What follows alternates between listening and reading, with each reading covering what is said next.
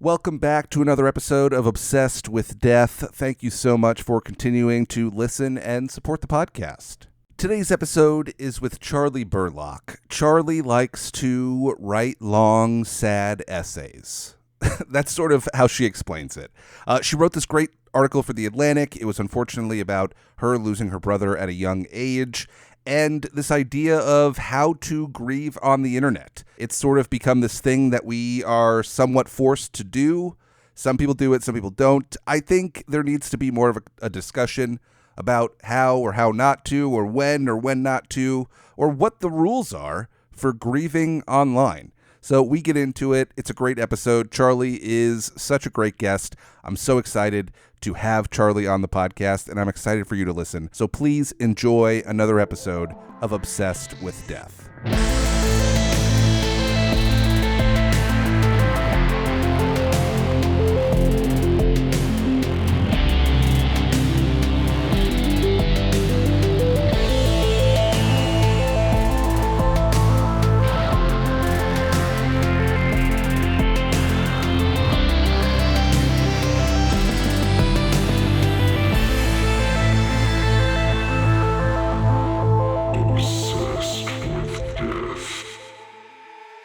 Thank you so much for doing this. All of it sort of happened pretty quick. I don't know.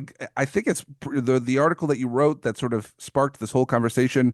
It came out pretty recently, I believe, and I reached out almost immediately after reading it, and we got this scheduled pretty quick, which is exciting. So I don't know a ton about you, and all I really know is from what I read in this article. So if you don't mind, for the people listening, and honestly for myself a little bit, if you wouldn't mind just sort of introducing yourself briefly and sort of telling everybody who you are and what you do and all of that fun stuff.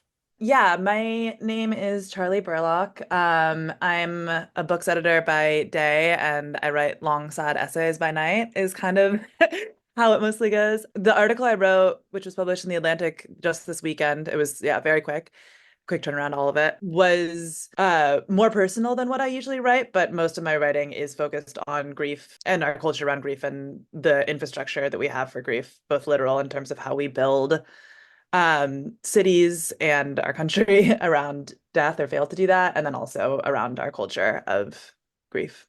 Before we get into all of that, and I am sort of curious where this by night sad essay came from.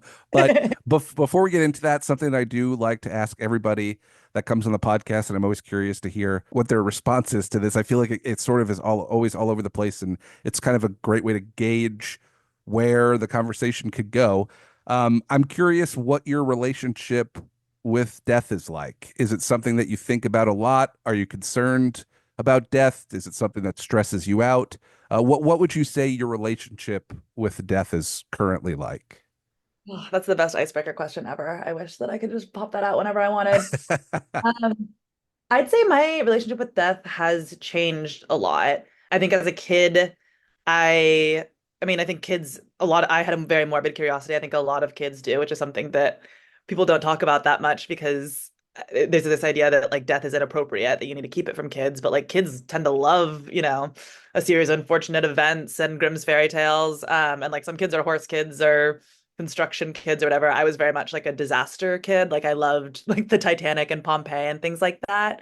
But I Yeah. think death itself as a kid, I was really sort of I didn't know anyone who was dead. So dead people just sort of seemed like these like almost godlike evil figure, not evil, but just that you had to pay a ton of respect to them and you weren't really supposed to speak about them. And like I had this portrait in my parents' house of my dad's grandfather that I would like curtsy by whenever I passed it. And that wasn't something that I was being explicitly told to do, definitely.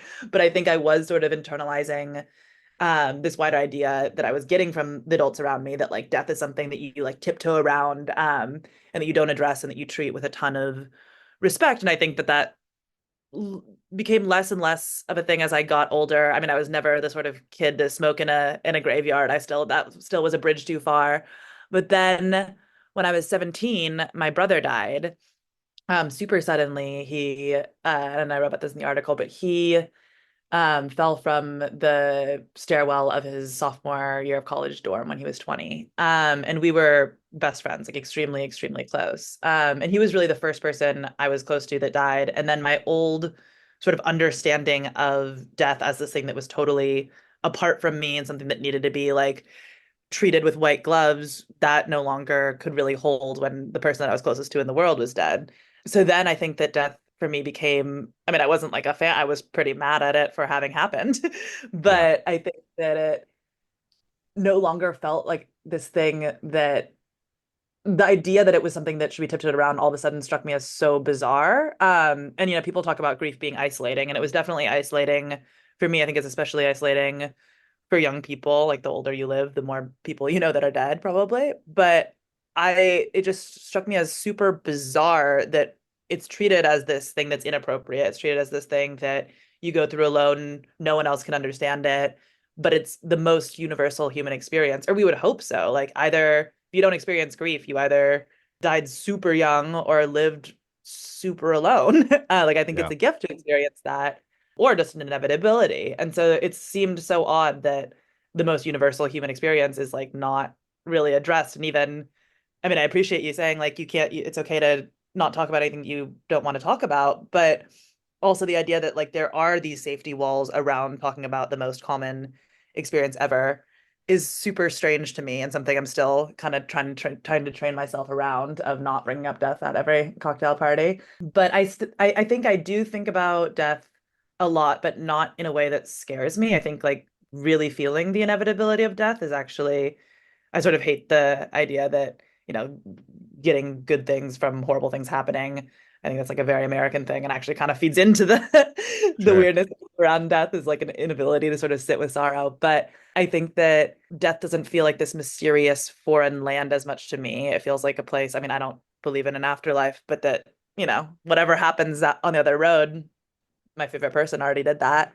So it doesn't, like, I am very happy being alive and I think about death a fair amount, but it doesn't feel like it's something that's like a ticking clock as much. If anything, it's like more pushing me to like go outside more. I think you sort of mentioned it where I do tell people when we do this podcast, like if there is something you're uncomfortable talking about, we don't have to talk about it. Like, feel free to, let me know if there's a thing. And I tell that to everybody. And it is this weird sort of line that sort of have to navigate because, yeah, this is a podcast about death and somebody died and I want to talk about it. And I hope you want to talk about it as well. But that is sort of, I guess, one of those complications that come with grief, right? Is because you can want to remind people about your brother and talk about the family member, whoever it was. You can want to, make sure that people remember this person and that you're still speaking about them. But there are parts that I think sometimes you want to keep to yourself, right? And maybe it's situational. I don't know. And this is obviously being put out to strangers, right? Yeah. So I do feel like I struggle with that, and I'm still sort of learning. I think we're coming up on 60 episodes now, and I'm still sort of figuring out what that line is when, I did an episode with this guy Colin Campbell, was this incredible human being, and he lost both of his children in a drunk driving accident. And he obviously came on the episode to discuss that. He wrote this book about it. And, he really sort of embraced, discussing these kids. And even then I was like, I struggled to ask certain questions and really was like almost nervous at times to ask things because it's like, oh no, he literally came on to talk about these two children. And I'm still scared to ask him things about it. And I think that's kind of what you were saying as well, right? Like there is this uncomfortableness with death and talking about it that shouldn't exist. We literally, we're all going to die. It's going to Yeah. happen to every single one of us. Why is it such an uncomfortable thing to talk about? I mean, but I am totally sensitive to that as well. Like I get on my high horse about like we should all be talking about death all the time, and then like someone I know is grieving and I'm like, "Yikes.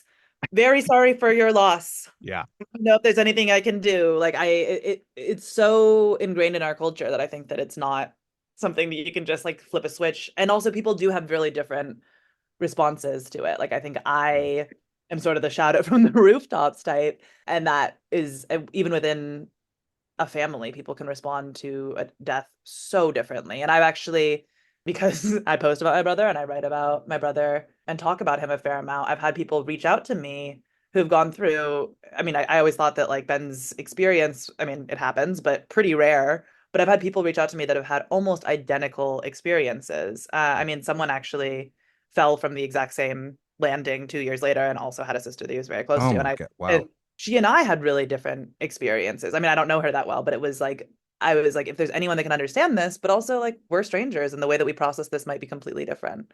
So I'm on my like shout out from the rooftops, but I don't, and I feel like that's a positive move for culture in general to be more less death phobic, I guess I should say. But I also want to respect that like that's not everyone's style.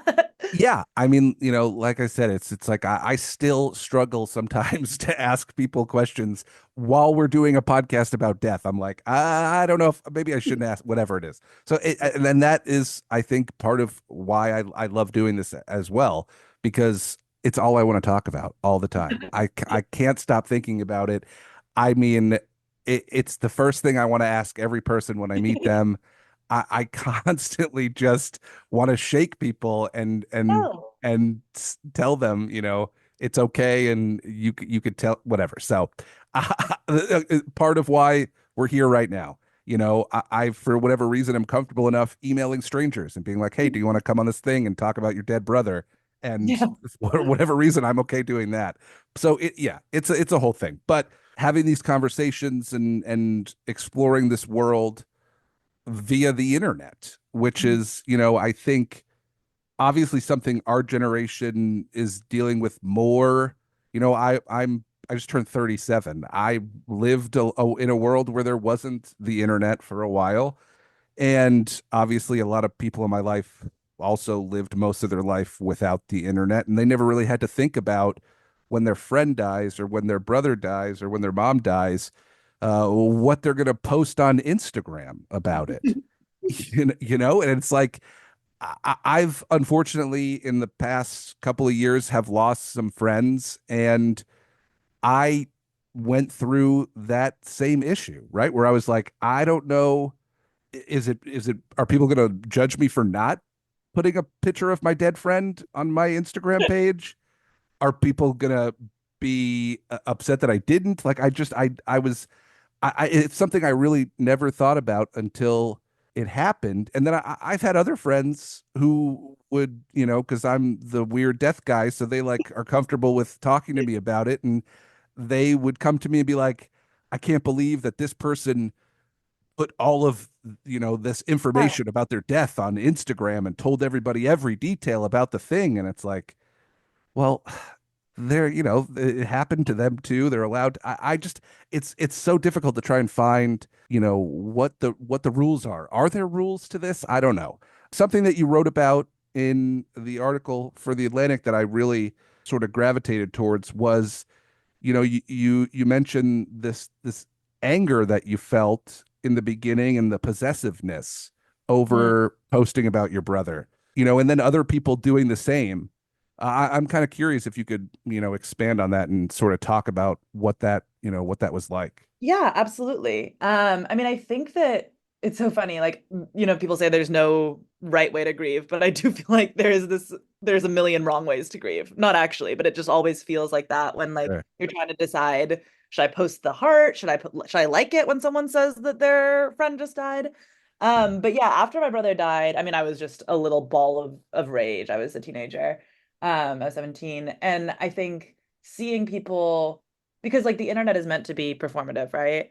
And it's also meant to stoke outrage. So I think it's hard to separate social media from self-promotion. And it was really hard for me to see people posting pictures of my brother that weren't that close to him and, sharing information, some of which wasn't accurate and all of that. And I was like, this is my brother. Like, Yeah. there's not enough of him to go around. And like, you guys are all claiming a closeness that you didn't have with him in life. And there's a lot of rage that comes out. There's all these grief trolls actually that'll like go and try to like catch people who are like performatively grieving and then spam them. It's bizarre. But I think it does alight something like really, really primal in us of like there is the sanctity of death and you shouldn't turn that into self-promotion. But I also think that's tricky when we live in a culture that doesn't really give us other outlets to talk about grief. And I think on social media and on the internet generally, like the things that are most sort of repressed in the outside culture come up most strongly. Like I feel like whenever I go online, it's just like sex and death, sex and death, sex and death. And so I think I felt a lot of rage at the people who felt like they were performatively posting, and I wasn't posting at the time. Once that sort of cooled off, I realized what a gift it was to sort of have this crowdsourced memory because I was losing my memories really quickly, and I'm still losing my memories really quickly of my brother. Being able to have moments shared with me that I wasn't there for and connect with people that I didn't know over him felt like it was a way to sort of keep him not keep him alive, but extend the amount of his life that I had access to. Oh, how long ago was it when your brother Ben passed away? It's coming up on 10 years. It was November 8th slash 9th of 2014. Okay, so I mean, Facebook, I feel like was it like a different thing 10 Totally. years ago, right? Like with me just reading that now and thinking I could like I guess it's probably still happening, but could you imagine creating a Facebook memorial group for your brother if that happened right now, No.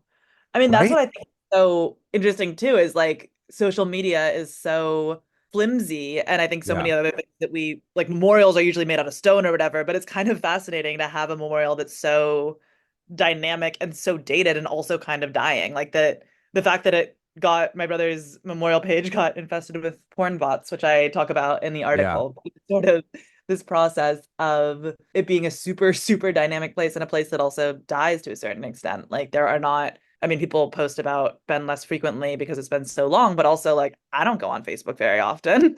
Yeah. And it's sort of funny seeing a place that's so dynamic and also seeing that sort of crumble in a much more real time than you would see with other memorials. Yeah, and there are places now, there's people that there are like these online memorial companies and websites as a place to remember people, but I still can't even, at least for just speaking for myself, I just couldn't imagine that being like the top of like my list of things to do when Oh, somebody passes away. You know what I mean? Like I could see that maybe being something down the road, but it's like it's Facebook.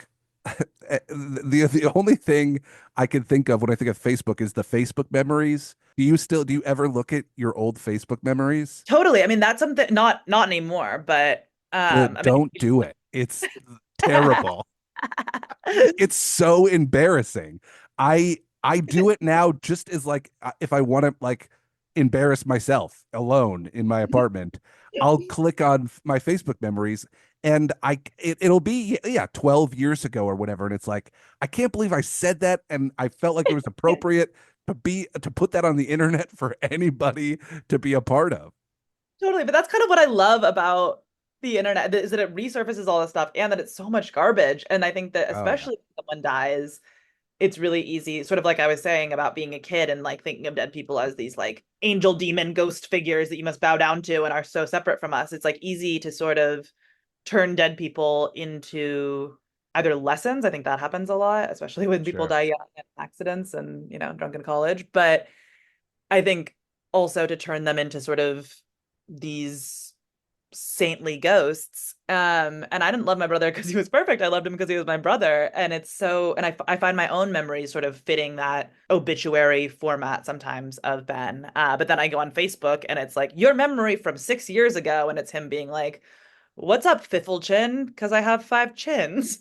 And you sort of see the angles of someone that like are Yes. Yeah. lost to that grieving process sometimes. Yeah, I mean, look, there are sometimes memories that pop up on my Facebook, and I'm like, oh, that's kind of sweet. Or if it's a Yeah, photo and my friends, we all, we look like children and we thought we were adults. All that stuff is fun. So I try and still see like the positive, and there are positives to it, but for the most part, I like to look at it as like a lesson in be conscious of what you're putting on the internet because it can come back at some point and it will mostly embarrass the shit out of you and you probably deserve it and I don't know it's just it was such an interesting when I whatever. We don't. This doesn't need to be about Facebook, but I do think that there's a lot there. The idea that somebody was like, we should make Facebook memories. People Yeah. should be living and bathing in nostalgia of their 2012 Facebook posts. It's like it's just we live in the weirdest time ever. And I think that was actually something that really struck me when I first started grieving online is that I actually did grow up with I did grow up with the internet, sort of. I mean, I remember I'm right on the cusp of Gen Z and millennial. And I Yeah, remember the time going on to Barbie.com and that being a big deal. So I wasn't like an iPad baby, but yeah. I did sort of grow up with the internet. And also as the internet was sort of growing up and finding its own footing and what is this thing? But what my parents would always lecture us on was that, nothing ever goes away online. Like whatever you put there is there forever. Like it will not disappear. And then losing someone who existed at least partially online was such a bizarre experience because they were right. And like these things keep on being unearthed. And I think there's like this obsession with finality and closure. And the internet is really not closed and totally unfinished and constantly refreshing itself. And I think that that was something that was so strange and kind of wonderful for me about being online, like the fact that nothing ever really disappears. Even just emails the other day, and like I have old emails from people that are no longer alive, and I'm Yeah. like, well, I'm keeping those forever. Like Yeah. I had a conversation with somebody the other day, mostly me speaking, honestly, but it was just a thing. It was like this idea of unfollowing people on social media that have died. Like the Oh, I like I have friends that follow me and I follow them yeah. on the internet and they're dead. And Yeah.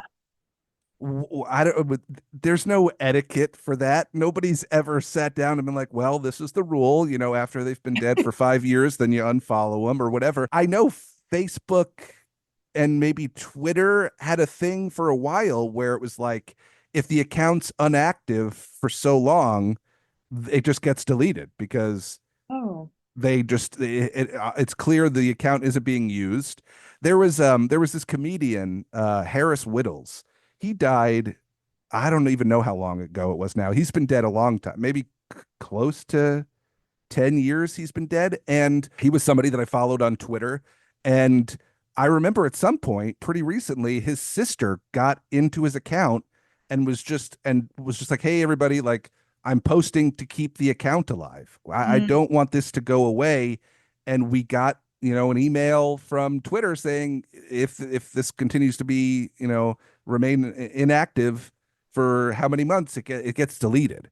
Oh, So wow. yeah, I don't know if that's still a thing. This was years ago, but it's something that I think about and that sort of concerns me. I would hate for friends of mine to lose their accounts. I mean, I still go and look at photos of them. I still go look at their account. It's something whether you want to call that grief or not, it's something that I still do, and it's a thing I worry about. I Oh. I think about, there's this did you ever watch Breaking Bad? Yeah. There's a scene where Jesse is calling Jane. Was it Jane? Yeah. Yeah. I think so. He's calling Jane's phone and just listening to her voicemail because it's her Mhm. voice and that's all Yeah. he's got. I don't know why that's always just stuck with me, but I think about that a lot when it comes to these like social media and people losing accounts for whatever.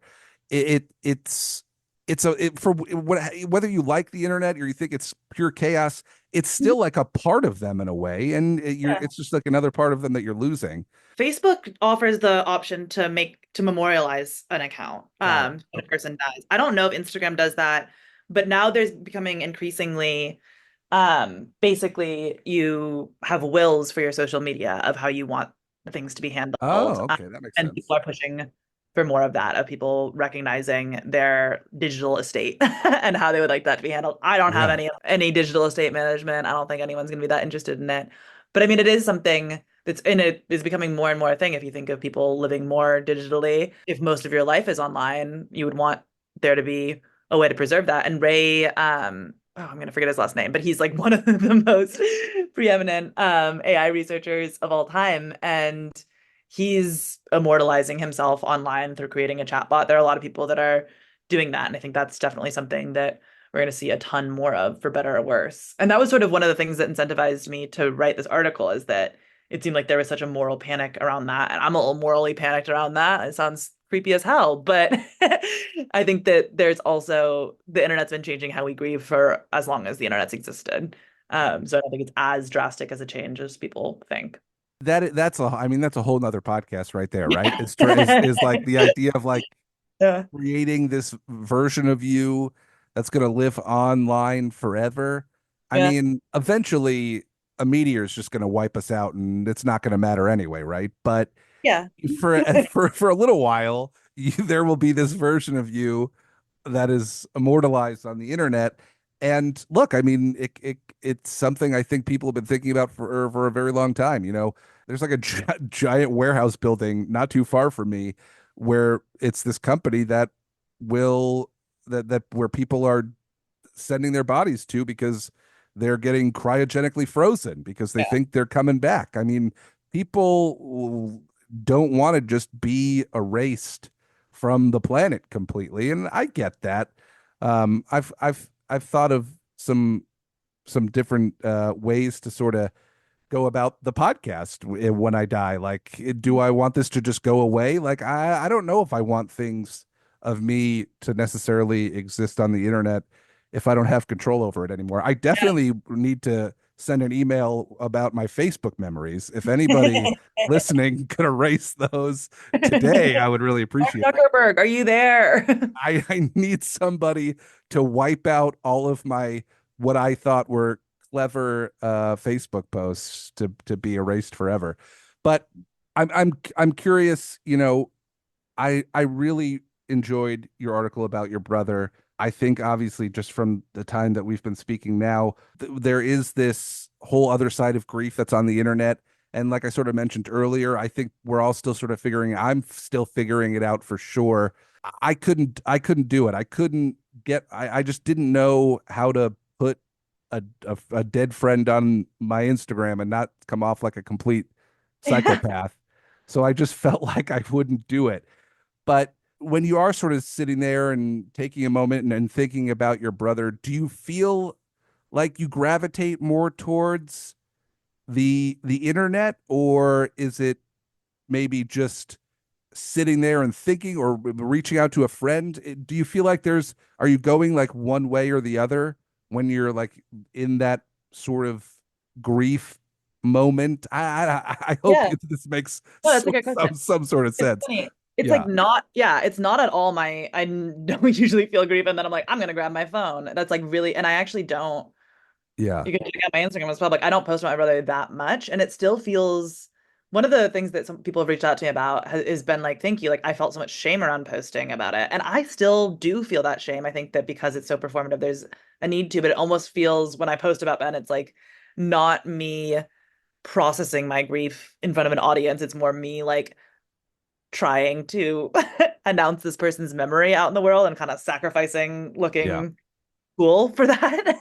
Yeah. Like I kind of look forward to his birthday and the anniversary of his death because I'm like, all right, guys, you're gonna get a blast. Like I have an excuse for that. And I think that's something you mentioned, like all these sort of support groups and internet rabbit holes that are dedicated to grief. And that's something that I kind of love about social media that isn't. Like I think that I could easily find a support group. I could easily find people that have been through similar experiences or people that are down to talk about death all the time. But I Yeah. think that the fact that like so much of our experiences of death and of grief are so sequestered into these like specific spaces. And I kind of love that online, like there are not borders like that. So I can just be like, all right, Ben images, they're going out to everyone. Like you're all gonna see this, and there's no you kind of don't have a Yeah. choice. Like you have Yeah. to sort of encounter this person's existence.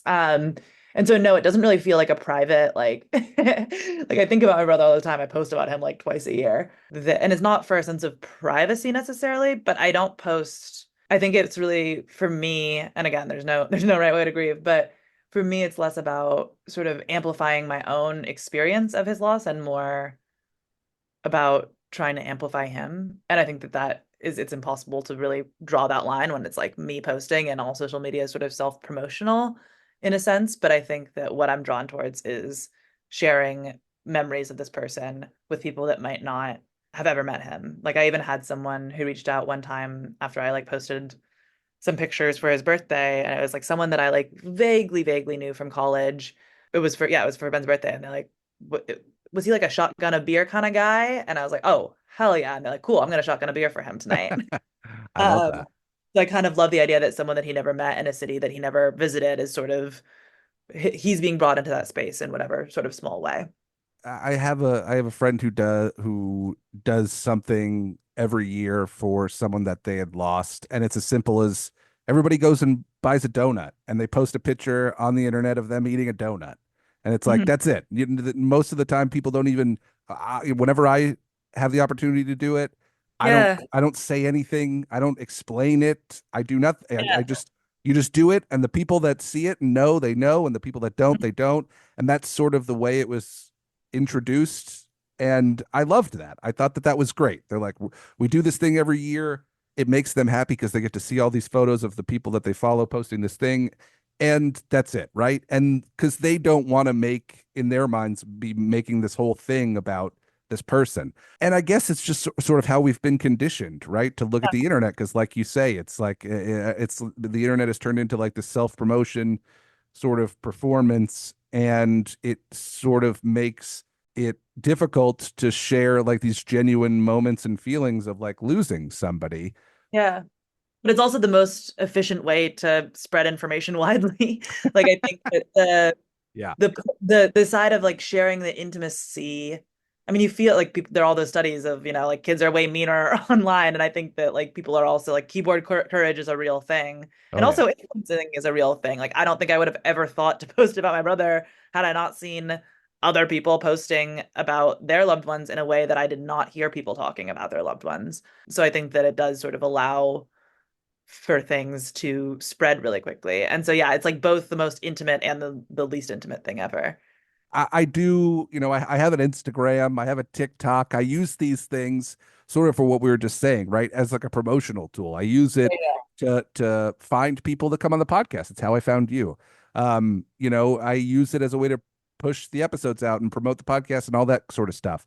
And I mean, I don't think I've posted a personal photo or a thing of myself on the internet in probably 3 or 4 years. It's just not, I just don't do that really.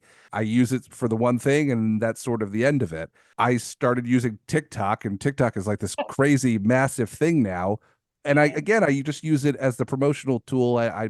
You're never going to see my face on TikTok, but it has made me realize that there is this like internet community of like there is a death community online. You Totally. know, I really had no idea the amount of sharing that was going on, and the algorithm figures out what you're looking at and what you're posting and what you're clicking on. So my TikTok feed is like all death. It's like Yeah. that's it. Like it's people at funerals, it's people talking about the grief. It's like everything is death on my social media now. It's wild. But Yeah. I think, or at least it makes me happy to see that, because it makes me feel like we're at least moving in the right direction. And whatever. Yeah, some people are just literally performing. And I think there are people who just want the attention, or, want people to feel bad for them or whatever. And honestly, I don't think there's anything wrong with that. Yeah, that's the thing. It's like I'm like, yeah, this is bad, but like it's like, I don't know. I don't care. We're all Yeah. going to be fucking dead soon, and none of it's going to matter anyway. And when I see you make the post that you did because you want me to feel bad for you, I feel bad for you. And then I scroll to the next thing, and I probably never think about you or that post ever again. So it's like, you know what I mean? I don't know. I go all the time. I go back and forth on, well, and it comes back to me being uncomfortable or not knowing to put an Instagram post about my dead friend. Like, Yeah. would he want me to do that? Would she want me to do that? Are the people following me gonna judge me for it? Yeah. I don't know. essentially what I'm trying to say is I'm just glad there's a place for people to express themselves for whatever it is. And if one of those things they want to express is death, then I think you should. Yeah, I agree. I mean, it's funny, like that the internet has always been sort of a place that death popped up immediately. There's this researcher, Carla Sofka, who actually, you mentioned like there's no rule book. She's actually writing a netiquette of grief handbook for how to handle things Really? based off of her research. Yeah, she's amazing. What's her name? I need to write that Carla down. Sofka, Sofka. And she coined the term thanatechnology, which is the intersection of grief and technology in 1990. This is when I get really nerdy. Oh, But in please. 1997, What? which is the year I was born, is like the pre-dawn of the internet age, because she went on line and the article she published in 1997 is like, I mean, it's a really incredible scholarly work, but it's also kind of funny to read just because it's so quaint. It's like the information superhighway like connects us all like via the Yeah. net, and you're like, what? But from that phase she was already able to recognize that the internet left, as she put it, not in the article but to me, that it like let grief out of the closet, that there was just this outpouring. And I mean, I think it's really unnatural that we don't express it more. And if there's any sort of hole in that armor around it, it's gonna become a spigot. I'm mixing my metaphors now, but That's so interesting. I mean, for it to be 1997 and to yeah, have those thoughts and to like want to, that's amazing. that was like the first thing she noticed when she went online.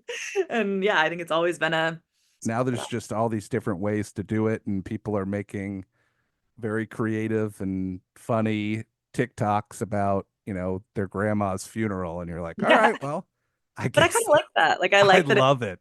not becoming, I don't know. I think if you actually, I think the sort of respectability around death can add to this sort of sense of isolation. I mean, I'm not saying like show up nude to your grandma's funeral or whatever, but I think being able to talk openly about it and like joke about it for me is really helpful. And I Look, kind of like the yeah. inappropriateness of the If you guys get anything out of this episode, it's to make sure you don't show up nude to your grandma's funeral, okay?